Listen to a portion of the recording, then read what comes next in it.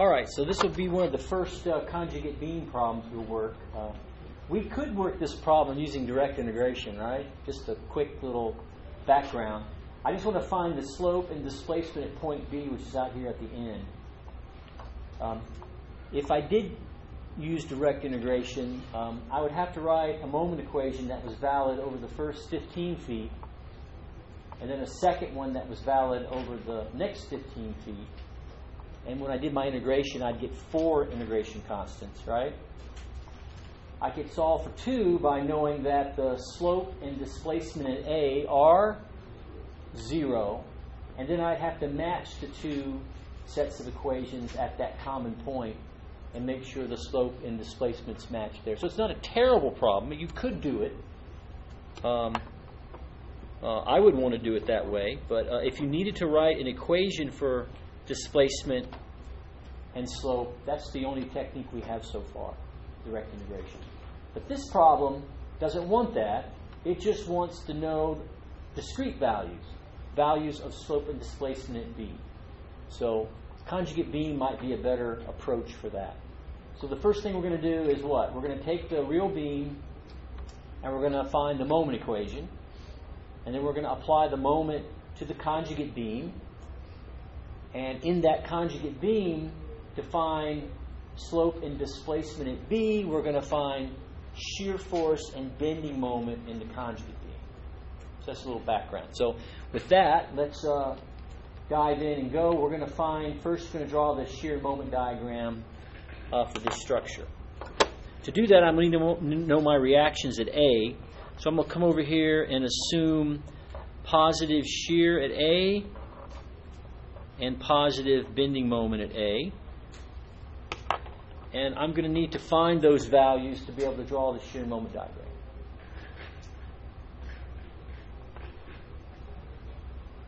So, let's start right here.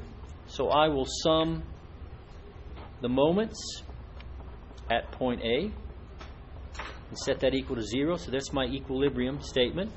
So let's do that. So summing moments about A here using right-hand rule. So this moment is what kind of, this is a positive or negative moment in my equation for statics. It's negative, so I'll have minus the moment at A. And the one load, the 5 kip load, what kind of moment does it create about A? Positive or negative? Negative. So it'll be 5 kips is the force, and the distance is 15 feet. So it looks like the moment at A is negative 75 kip feet.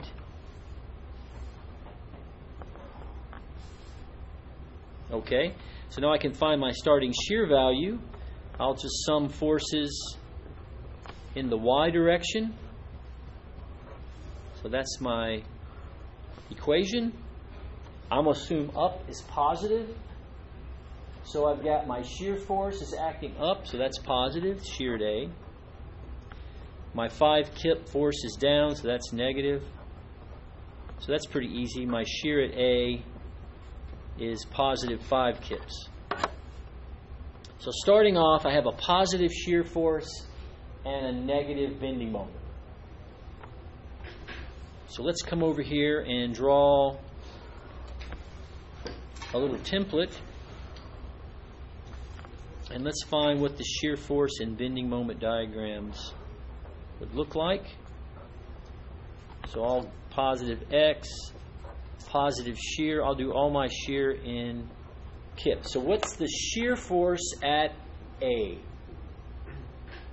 Looks like it's positive 5, right? So I'm going to start at 5. Oh, I left off the fact that with that point load there, I need another line in my template right down the middle. So remember, the change in shear is what?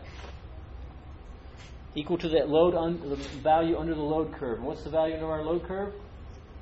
0. So no change in shear, which means if I start at 5, I should end at 5. And of course, the slope of the shear diagram is equal to the load. The load is 0, so the slope is 0. And we get constant shear.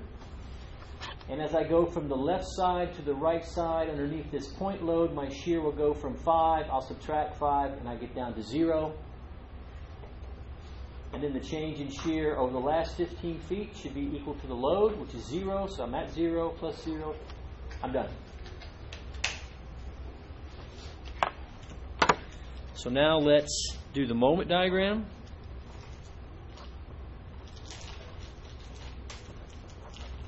By the way, if I gave you this problem just to draw the shear and moment diagram, you should be very happy, because this is a pretty easy one, right? So what is the moment at A? Well, we calculated it. It was minus 0.75, so I'm going to start off at negative 75. Of course, we know the change in moment between any 2 points is the corresponding area in the shear diagram. So looking at just the first 15 feet, what's the area in the shear diagram? Yeah, 5 times 15 is positive 75, so negative 75 plus 75 brings you to 0. And the shape of this curve is given by the value of the shear, and you see the shear throughout that whole section is constant and positive. So I get a little triangular shape here for the moment. The change in moment over the next section, this 15-foot section, should be equal to the area of the shear diagram, which is 0. So no change. So there's your moment diagram.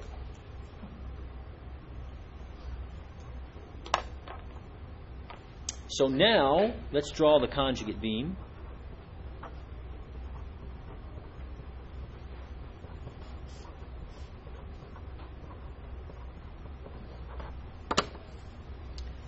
So let's look at our beam. So a fixed connection in real space becomes what in conjugate space? A free. And then the free end in real space becomes what in conjugate space? Fixed. So we end up with a structure that looks like this. Now onto that structure, I apply the load with a moment as load. So there's my load, there's my moment diagram. And we're going to divide that by what? E and I. So what I like to do is just imagine if you take the moment diagram, if you could, disconnect it and just go drop it right onto your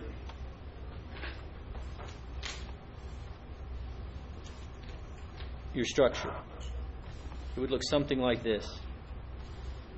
Except now this value is going to be 75, what? That's kip feet, that's the moment, and we're going to divide it by E and I. And we're going to resist the urge to actually put in the value for E and I right now, because this number would be very, very small, and it would be hard to drag that around. So we're going to hold on to E and I in the denominator and do that at the very end. Now, this moment is what? Positive or negative? It's negative. So that means it would be a negative load. A negative load is up or down? It's down. So this load looks like this. So now we've created our new structure. This is point A in the conjugate beam. This is point B under that load. So our job, yeah. Why are the arrows going down? Because it's a negative moment, right?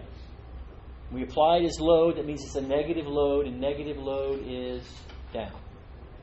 Positive load would be up. So the next part is to look at the problem. I want to know the displacement and slope at B. That's here in the real beam. So in the conjugate beam, it's going to be the shear and moment at B. So if I'm looking at this problem, how hard is it to find the shear and moment at B? Well, that's just the reactions, right? So all I have to do to solve this problem is find the shear and moment reactions at B to this load. So I'll do that. I'll come over here, and I will assume positive shear at B and positive bending moment at B. And I'm going to find those two values. like all the problems we've worked this semester, I'm going to take this distributed load and turn it into a concentrated equivalent load just to make it easier to deal with. So I will have a concentrated equivalent force, I'll call it F, and we got to figure out the distance from the wall to that force. So let's start with F. What is F? Well, it's going to be the area under this part of the curve. And what is that? It's a triangle. So it's going to be 1/2 base, 15, times height. So that's going to be 1/2 the base, which is 15 feet, times the height, which is 75 kip feet, divided by EI. What's that equal to? 562.5. 562.5. 562.5. And that's going to be kip feet squared over EI. And what's D going to be? Well, let me do this just to kind of give you a little heads up. So from here to here, it's what? 15. And then from here to here, it's what? Yeah, it's 2/3 of the distance. 2/3 of 15 is 10. So I've got 10 plus 15 is 25. So I'll write it this way. It's 15 feet and then 2/3 of 15, just to give you some idea of where all that comes from. But it ends up being 25 feet. If you don't like that, you know it's 1/3 of the distance from the big end. 1/3 of the distance is 5. Subtract 5 from 30, you get the same result. Could it be wrong to plug in E and I values ahead of time? No, just do that for me. Take 562.5, divide it by 30,000, and divide it by 800, and tell me what that number is. And ask me if you want to write that down over and over and over. It's going to be really small. Yeah, 2.34 times 10 to the negative fifth. Yeah, I'd just rather not do it right now. I think it's easier to... these numerator values are kind of manageable. This denominator is huge. Okay. But it wouldn't be wrong if you did. It would not be wrong, but more than likely you would truncate it or lose something along the way. When you got to the final answer, you could be off quite a bit. Okay. Also, to let you know, in many cases, I might say, or the book might say, assume EI is constant. So you don't even have values for E and I. So how do we find this moment in this shear force? How do we find the moment? Some moments at B. Some moments at B. So let's do that. So if I sum moments at B and make sure it's equal to 0, so there's my equilibrium. What do I have? So looking at this free body diagram with right-hand rule as my sign convention, what's the moment at B? Positive or negative? Positive. And about B, the force F creates what kind of moment? Positive or negative? Positive. So it'll be the force, which is 562.5 kip feet squared divided by EI times the distance, which we just figured was 25 feet. And that's it. So what's the moment at B? It looks like it's negative. So what's 562.5 times 25? That's quite large. 14,062.5. 14,062.5. Now, I've made a mistake here. I haven't left myself enough room to put in my units. Sorry about that. So I'm going to write kip feet cubed there, and it really needs to go right in there. Sorry about that. That is the moment at B in the conjugate beam. What is that value in the real beam? Displacement. It's negative. Does it make sense that B will move down? Yes. That's negative displacement. So that seems reasonable. Now we can actually calculate that value. So the displacement at B really is the moment at B in the conjugate beam, which is what? Minus 14,062.5 kip feet cubed. And now I'm going to divide that by E and I. So now you can go, we can do this, Mr. Kirby, right? So what is E? E in this problem is 30,000 kips per inch squared. I is 800 inches to the fourth. And I need to convert this cubic feet to cubic inches. So there's 12 inches in a foot.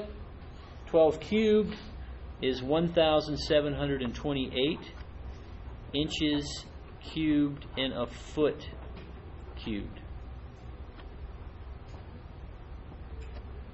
So you can see that the kips cancel, the cubic feet cancel, and I've got inches to the fifth in the numerator and inches to the fourth in the denominator. That will give me just inches. So what is that number? 1.01. What? Say that again? 1.01. 1.01. 1.01 inches. So about 1 inch.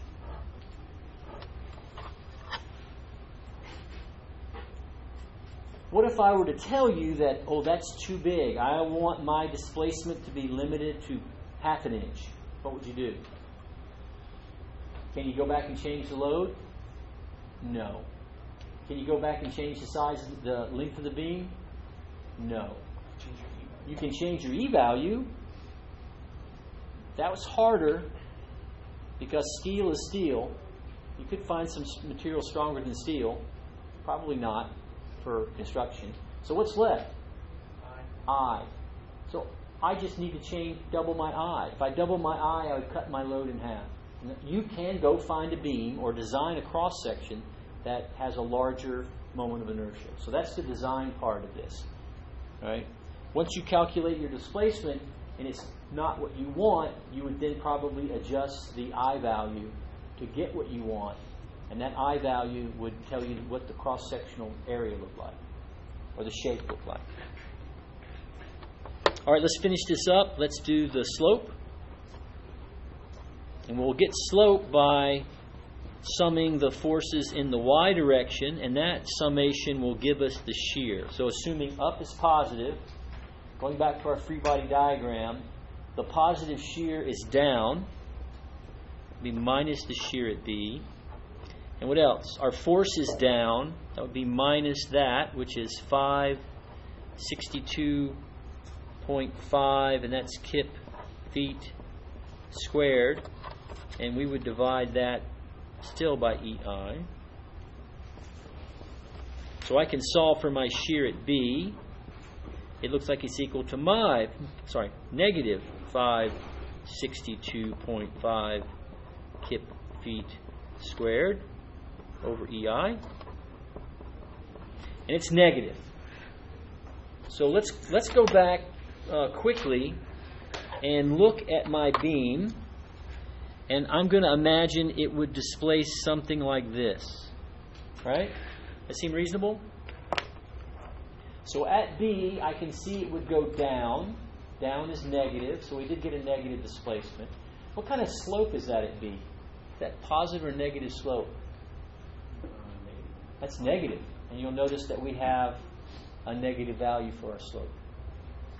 So to finish this off, I now know the slope at B in the real beam is equal to the shear at B in the conjugate beam, which is minus 562.5, and that's kip feet squared.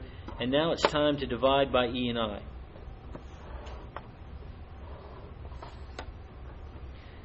So E again is 30,000, and that's kips per inch squared.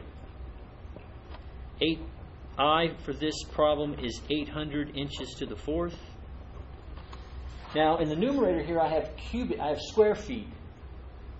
So again, there's 12 inches in a foot. 12 squared is 144. So there's 144 square inches in a square foot.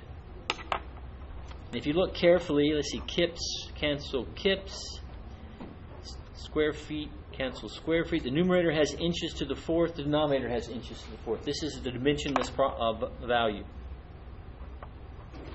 What would that be? 0.003 what? 37.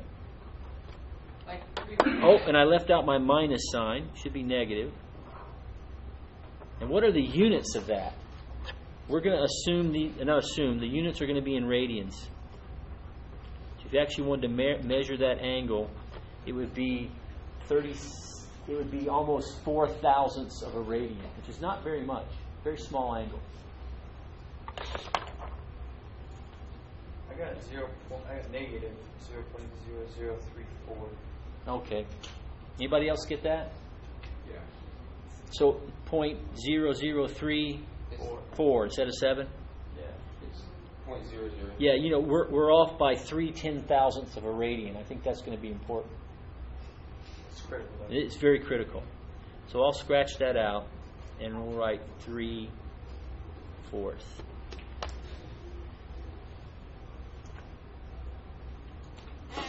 Again, if you don't have values for E and I, then the answers are going to be negative 1462.5 kip/cubic over EI for displacement, and it's going to be this value for slope. So a lot of times on the exam, I don't necessarily ask you to do this because it's just extra time, and you're just converting units. That's not really that super important to me. What's important to me in this class, and hopefully to you also, would be conceptually taking the moment, constructing the conjugate beam, applying the moment divided by EI as load, and then finding moment and shear in the conjugate beam, which maps back to slope and displacement in the real beam. Now, before we go on to another problem, one thing that conjugate beam would have a difficult time doing is what if I applied a uniform load here? What would my moment look like? Would it look like this? No, it'd probably be quadratic. So you'd be applying quadratic loads to your conjugate beam, and sometimes finding areas under quadratic curves in general are challenging, right? Rectangles are easy, triangles are easy, parabolic curves not necessarily so easy. So conjugate beam is great when you have just a bunch of point loads, all right? Not so good necessarily when you have a distributed load. Oh. All right, we'll stop here.